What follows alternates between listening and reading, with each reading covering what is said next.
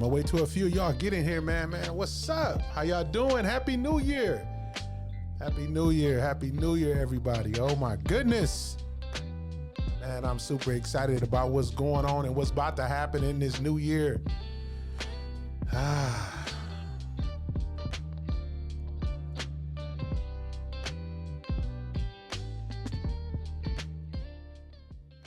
y'all doing?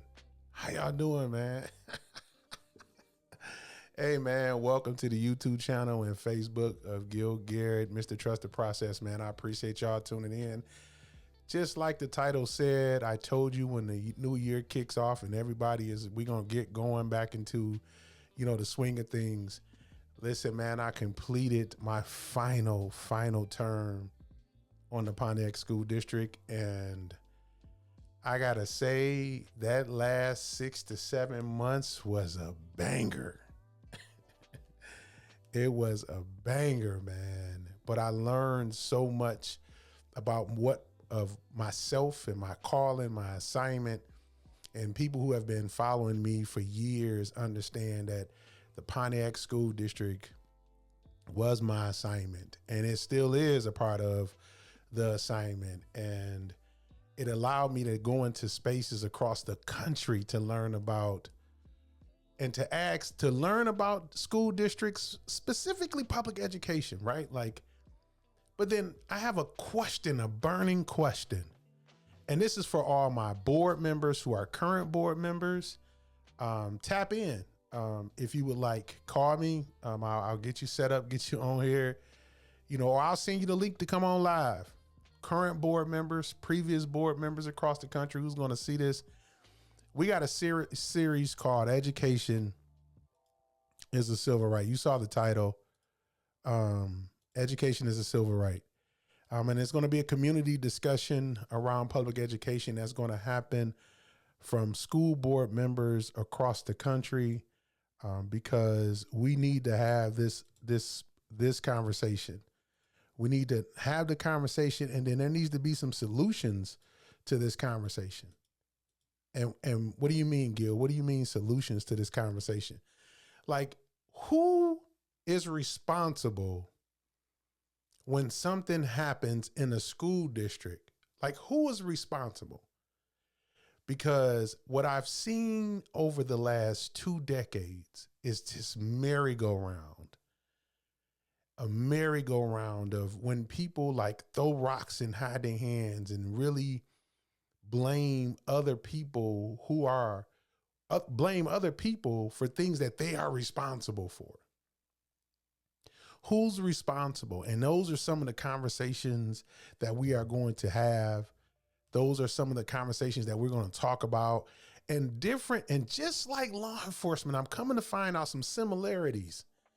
Just like law enforcement and laws across this country, this beautiful country we call America, some of the laws vary from state to state. And so do some of the laws in school districts from state to state. But who is responsible? Why do we haven't elected a board of education? Are they the people's voice and that's it? Some of these questions we really need to ask ourselves, and we really need to be genuine about what the answers are and get some people some help. Because I get asked all the time, Gil, what do you think about this? Or is this the superintendent role? Or is this the school board role? Or what role is it? Who has the responsibility? When my child is not receiving a quality education, who can I go to? If I feel like the teacher's not doing their job and the principal's not doing their job, and then I take it all the way up to the administrative level, then who is responsible after that? And see, I've come to some very hard facts and some very hard conclusions because I'm going to go by the law. Public Act 451 tells me that the Board of Education is ultimately responsible for the education in the school district. Oh my goodness. And I know that's not going to sit well with some people because it's easy to blame everybody else. It is easy to blame everybody else. And I had a conversation today with a friend of mine in Missouri, and and we were having some conversations just about things that was going on in our own individual districts. Okay. And it just kind of took me back to the board, like what is our role does the buck stop with us? And if it does, then what is our responsibility in making sure that we are delivering and driving education in our community? Because see, the board members look like the students from where I'm sitting here in Michigan. It's a predominantly Black board, African-American board. And when I visit these other districts, and I'm as the chair of the Council of Urban Boards of Education, most of the school districts that I have visited over the last 3 years since I've been sitting in this position are predominantly African-American professionals who sit on these boards. But we don't really know how, or we still having this vague conversation about, well, the superintendent runs day to day. Do they? Do they run day to day? And if they do run day to day, hey, and they not running day to day the way they're supposed to be running day to day, they're not following what the board has governed for them to follow, then who's responsible for making that correction? And I don't want to just have this conversation around just public education. I want to have this conversation for those who are in charter schools, for those who are in private schools. Like, we need to have this conversation. So I just wanted to jump on here just real quick, kind of get you motivated a little bit. I posted something and I think it upset some folks, but I wanted to share it with you and explain to you what I meant when I was putting this in writing. Okay. And it basically says, sorry, let me get to it. It basically said, hold on, let me see if I can pull it up for you. Zero respect for adults who work in industries that's supposed to protect children take advantage of opportunities that ultimately take away from the same children. Liking me was never a part of my assignment. You picked your side, and I stay over there. Ding, ding, round 2. Trust the process. Whether you stand with me or not, I'm going to protect them, even if it costs me my life. And the photo was from me speaking at ATAP, which is a charter school in our community here in Michigan. And as I'm speaking to them, I think I was the school board. I was a secretary at the time when this happened. I was the secretary on the board at the time, or maybe been president, I'm not sure. But I put this on here to say that no matter what school I'm at or governing, or where I'm governing, all of these are our babies. All of these are our babies, not just, because they over there and we creating some kind of foolish competition that I'll be honest with you, it's not even a competition at all. Because none of our schools are performing the way that they need. We are expecting our students to perform. But who is ultimately responsible for that, though? And then once we find out who's responsible for that, who are we supposed to hold accountable for that? And see, some of these things that I could not say when I was sitting, I was trying to say these things while I was sitting on the school board. But if you have a voting block, I'm just going to be frank with you, and they try to shut you out and do things to you, you got to protect yourself. You know what I'm saying? Like, I ultimately was getting complaints, falsely accused of certain things as I was trying to pull out, hey, we're accountable for what we're getting out of our students.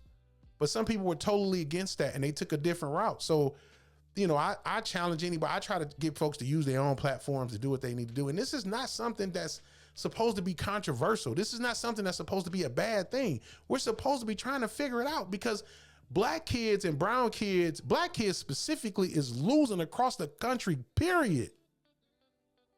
They still dying, but then we still throwing up this whole flag of school to prison pipeline. Let's talk about that for a second. I've been a police officer just as long as I've been working in education, and I hear administrators or people in education throw that up, school to prison pipeline. You know, when a kid can't read, things of that nature, and it's just like you introducing them to prison, and you saying it's the police fault, law enforcement fault, because we're reacting to laws that you put in place, that citizens put in place. But then say it's the school, like it's the police officer fault that this kid who lost hope while they were in school, who never been able. First of all, the kid has never been held accountable for anything that the kid has been doing. There's disciplinary cases that I've seen in different school districts. The rap sheet is about as long as my arm, and I got a 7-foot wingspan.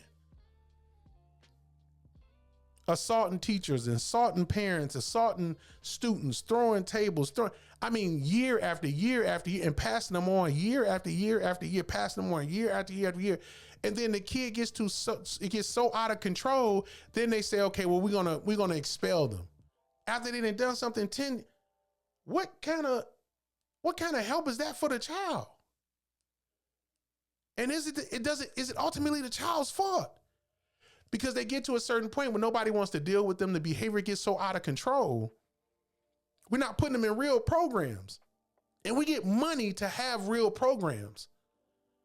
We get contracts that come before the board that we agree to making sure that these students are getting services. Who's responsible for that? And so all of that is what education as a civil right is about. We're going to be bringing in experts from across the country. We're going to be bringing in police officers. We're going to be bringing in administrators. We're going to be bringing in principals. We're going to be bringing in consultants. We're going to be bringing in board members from the state and national level. We're going to bring in some of our elected officials who help make some of these educational laws. We got to get down to the get down. Because it's this old way of doing things is not working. It is not working. And yes, there are some success stories on how things have been done, but it's not enough. It's not enough. And if accountability scares you, you shouldn't be in this work. This is not the work you should be in. If accountability scares you. And so look, it's 13 minutes. I try not to get on here too long when it's just me. You know what I'm saying? Try to keep you in between 5-15 minutes like we do Sun Slappers. Education is a civil right. If you haven't had the opportunity, please go over to Mr. Trust the Process. Please go follow the Trust in the Process community. We need your assistance. We need your help to build that community. That community is individuals like you and me who have real solutions to people who come into us with real problems. And so we want to put out as much as information and content as possible to drive people into their purpose so they understand their assignment, so they understand the why they are here to do what they're supposed to do. Listen, you and I can't do it by ourselves, and we can't do it alone. And that's why I'm coming to you tonight. And I'm going to be explaining some things, and we're going to be talking about some things, and we're going to ruffle some feathers, and let me just go ahead, listen. And if you haven't, go make sure that you head over there. But then also make sure that you get over to the Instagram page like Mr. Trust the Process as well. And then get over to Trusting the Process. Sign up over there too. We may be going live from that page from time to time, man, and making sure that we have the content that we need. Listen, education is a civil right, period. And you and I have a job to do. And that's to educate our kids. And it's not just all on the school board. It's not just all on the administration. It's not just all on the parents. It's not just all on the student, but we have to do what we have to do. So again, I appreciate y'all, man. Listen, it's well over my time. If you haven't had the opportunity to get over to visit us to see Sun Slappers, listen, every morning at 5 a.m., we're going to share some things with you with Sun Slappers as well, man. Thank y'all so much. Appreciate you. get up out of here, man. Thank you. And don't forget to like, share, and subscribe, man. Good night. God bless you.